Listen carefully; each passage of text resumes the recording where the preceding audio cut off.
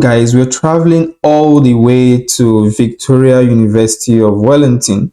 So we can do a simple Google search. And this university offers doctoral PhD scholarship. So let's look at what they have. We can get to the university homepage over here. And then we have the school's website, Victoria University of Wellington. So we can look around and look for programs, scholarships, planning your studies and postgraduate studies. Before we go ahead, if you're a returning subscriber, thank you for coming back once again and helping me to build this community of scholars. If you're new here, this is Basi World Academy. In this channel, we are geared towards helping you succeed in your academic journey. We post scholarship update as well as preparation strategies on how to win various scholarships. So please get to my channel. I have prepared lots of video for your perusal. I believe you will find something interesting for you and how to prepare and get various scholarships across the globe. So going back to Victoria University of Wellington, so the first thing we should do, I think we should try and get the general English requirements. We can click on international students, then under the scholarship and fees tab, we can navigate through the entry requirements. So we're actually looking for a postgraduate studies, the PhD studies. So you can actually check the entry requirements by your country. So we can select postgraduate and it's going to take us down to this postgraduate English requirements. So here you select your country. I am from Nigeria. Select my country. So as you can see, for applicants coming all the way from Nigeria, there is no requirement for English language proficiency test. So you can apply directly to this school without having to bother yourself with this. So probably let's check other countries. Let me check something like Senegal. Yes. So when we look at this Senegal, if you're from Senegal, you'll be required to have other English standardized tests like IELTS, TOEFL, and other English standardized tests. So do check around and find out the English requirement that is specifically for your country.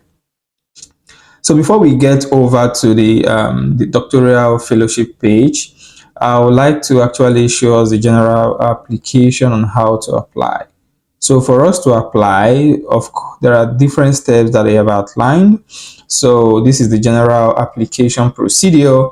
You will find out about the program, then check if you meet the entry requirements, the deadlines, then if you have fully funded scholarship attached to this program, then you also have to prepare your documents. So we'll get to that in a jiffy.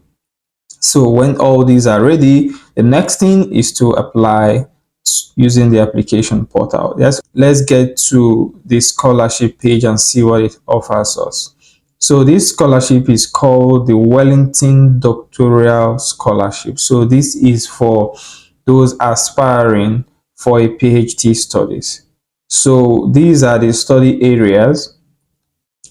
It covers architecture, business and government, design, education, engineering, health, humanities and social sciences, law, music, technology and science. So scholarship level, this is doctoral studies, and well underlined and stated here, it is fully funded. It is fully funded. So we have closing dates and the deadlines. So for each year, there are 3 rounds. So this is very flexible. So we are still in February. So if you can meet up with the March deadline, fine. But if you cannot meet up with the March deadline, you also have other deadlines, 1st of July and 1st of November. This will give you ample time to get all your documents ready. So the scholarship is going to last for about 3 years. And there are other extensions as well, depending on your studies and every other thing you're doing that has to do with your PhD. This is the number of scholarship that will be awarded, and the value is 29,500 stipend annually. So plus tuition fees. So they're going to cover your tuition fees, and this will be your annual stipend. So for the description of this scholarship, we have the description as those who are about to undergo their doctoral program. So let's step down to the eligibility. So these scholarships are open to graduates of any university within or outside New Zealand who intend to enroll full-time for a doctoral program or who have completed their doctoral study at this university. So you are eligible for those from New Zealand and for us who are international students. So we are eligible to apply. So let's look at some of the regulations that is guiding this Wellington Doctoral Scholarship. So the first thing that we need to know is that this scholarship is awarded strictly on academic merit and are open to both New Zealand and international students in any discipline. Any discipline. It offers $29,500 per annum, which is your stipend, as well as full tuition fee coverage. So as earlier stated, it is specifically for top ranked candidates, and you can apply throughout the 3 rounds, March, July, and November. So if you want to be considered for this scholarship, you must have demonstrated potential for high quality research, record of publication, in addition to having strong academic records and excellent academic references. So there are other things that may be taken into consideration, depends on a case-by-case basis for each of the applicants. So the current application deadline is going to be March 1st, but you can also target July and 1st of November. So we have terms and conditions. You can go through that to understand the terms and conditions applied to this scholarship. So let's look at the application process. We'll look at that extensively in a jiffy. So information on applying for this, you need to visit this website, which we'll do in a while to understand how to apply for this doctoral scholarship. So the final selection is going to be by Victoria Research Committee on those applicants who have been put forward by the relevant school of faculty. So these are how the application process is being made, and there are rules and regulations guiding this scholarship. So a completed online application must be submitted 4:30 p.m. on the closing date. The scholarship cannot be deferred, so you can read that up and see all the rules and regulations and other policies that are accrued and attached to this scholarship. So the next thing we need to do is to understand how to apply for this scholarship. So, but first of all, you can also get to the doctoral admission and scholarship and reach out with this email and get more information in case if you are confused in any area. Now that we've known what this scholarship is all about, I think it's time for us to get into how to apply for this scholarship. So for us to understand how to apply for the scholarship, so we have a step-by-step guide on how to apply. So you have to check the doctoral entry requirements. That is the first thing. Okay, and then we can actually check that. So let's look at that.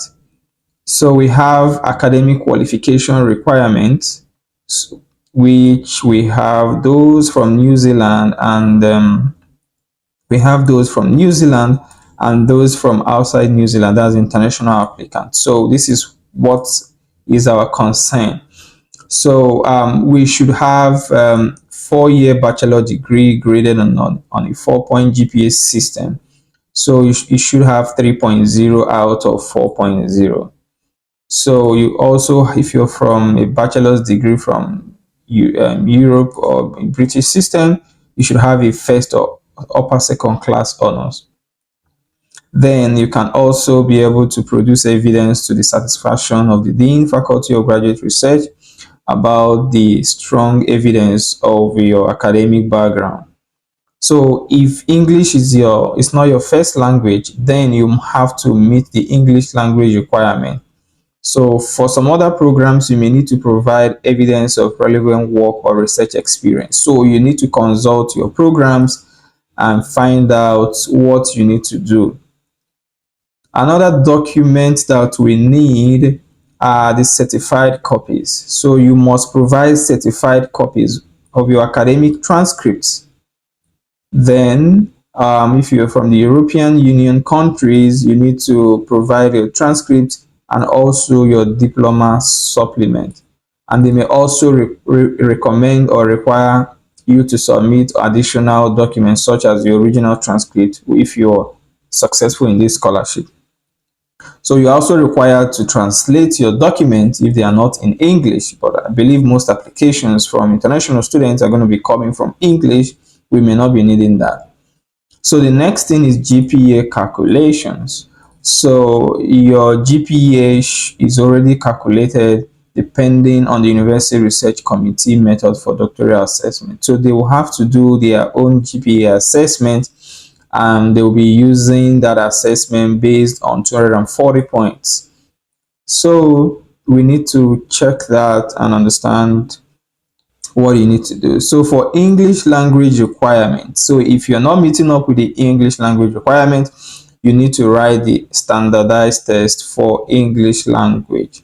There are other important qualities that are attached to this. So as a PhD researcher, you should have interest in doing a substantial research project over an extended period of time, self-discipline. So I will encourage you to use these important qualities, find out how they relate to your own background, and you can use this to write your expression of interest and let them know that it fits into all these qualities that we have over here. So now that we've gotten the entry requirement, the second thing we should know is additional requirements. There are some programs that need you to have additional requirement. So if you're applying to such programs, you need to check out for that. Such programs are design, creative writing, musical performance, musical composition, health, midwifery, and nursing. So these programs require you to submit additional application documents. So now that we have done that, the next thing is to get to understand how to apply. So this application is going to be online through their portal. So you enter your information and upload all your documents. So you are not required to send hard copies of your document to the school. So the application portal is where you fill in all your details and attach all the relevant documents. So this application must be done by yourself. The next thing we need to do is to understand what is expression of interest. So you need to submit an expression of interest. So an expression of interest is kind of a proposal. So however, they are telling us here that we do not necessarily need to prepare a formal research proposal, but the expression of interest is kind of an overview of the research you want to do or the kind of research you want to do. So this is an important component of these scholarships. So you must submit an expression of interest. So let's look at what expression of interest looks like and what we are required to do. So for us to write an expression of interest, it describes the proposed research project and supports your doctoral application. It gives the examiners an idea, or the professors an idea of what you're supposed to do or you're intending to do, and how well you have articulated that in order to achieve your specific objectives or your research hypothesis. So what are they looking for? They are looking for what specific issue or question you are interested in studying, well specified. The second one, why do you think this topic needs further research? That is the gap.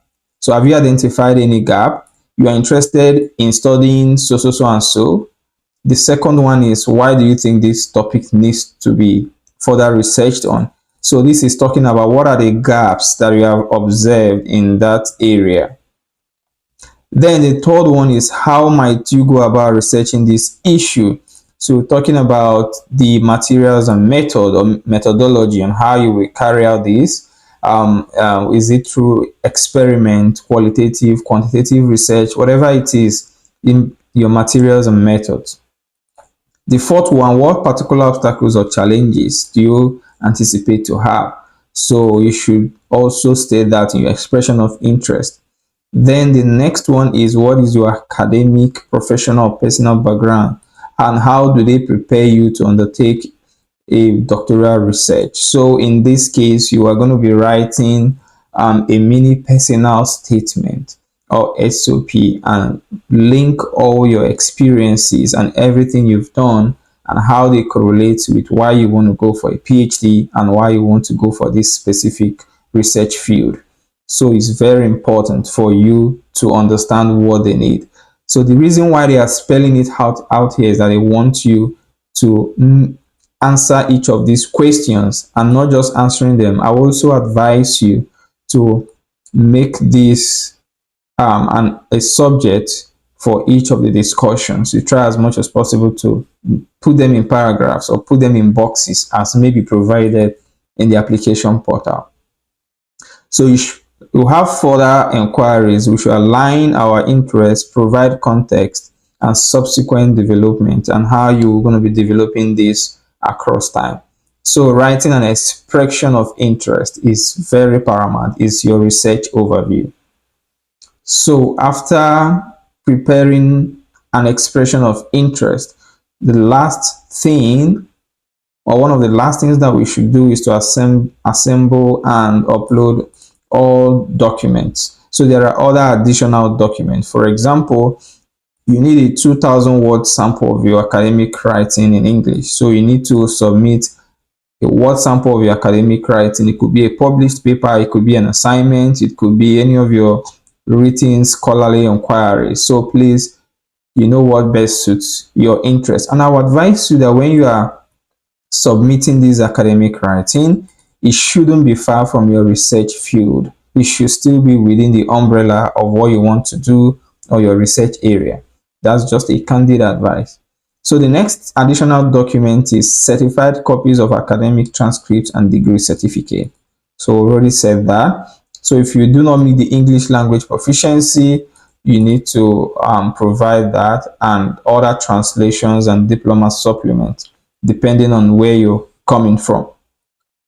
The next thing is to do a scholarly report for international students. So there is a report you have to do. If you click on this link over here, you will be able to do this report. You need to create an account, select your countries, create an account, enter your transcripts, and then you'll be able to get the equivalent in New Zealand. And this is what you're going to be submitting during your application. So you need to do that. Then the next thing is to select your academic referees. Select your academic referees.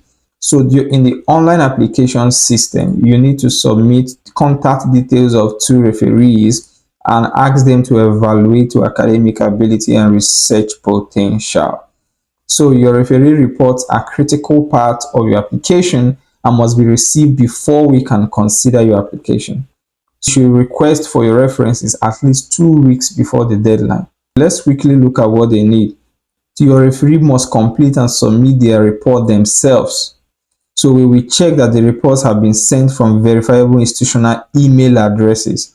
So you're submitting institutional email addresses and not Gmails or personal emails.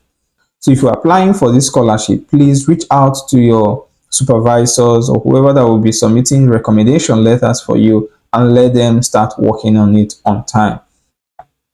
Then after submission of references, you have to check and submit your application. So you have about 8 steps. This is what we have for the PhD scholarship at Victoria University of Wellington. So if you're interested in this, I will encourage you to package your document to meet up with the July or the November deadline. And I would also encourage you to do a due diligence and get more info on program specific requirements. So this is where I will be stopping here today. If this video is valuable for you, please do well to subscribe, like, and share. I post scholarship updates and give you the best all around the world. I also give you preparation strategies. If you have any questions, please drop them in the comment section below. I will be glad to attend to all your questions or clarification.